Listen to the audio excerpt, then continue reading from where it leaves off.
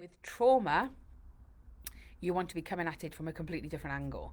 Of course, we need to look at the root cause, but sometimes that's really difficult to access because trauma can be memorable or non memorable.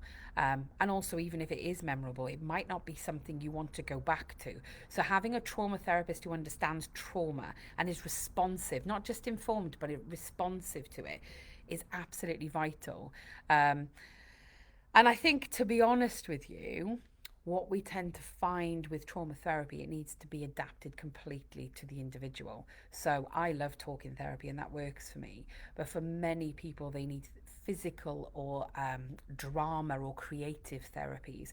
You've got art therapy, drama therapy, music therapy is meant to be one of the very, very best. Um, all sorts of creative therapies, animal therapy. There's all sorts of stuff. And if you were to go to the BACP website and actively look for a trauma therapist and then interview them, they won't mind because it needs to be a good fit. You're not going to be able to get the therapy that you need from somebody you have a mismatch with. So that's what I would recommend doing. But we don't tend to find that that therapy is available on the NHS, not widely anyway. And I appreciate every trust works a little differently, and every commissioning group works a little differently depending on their experiences as well. But on the whole, we tend to find that you have to go privately.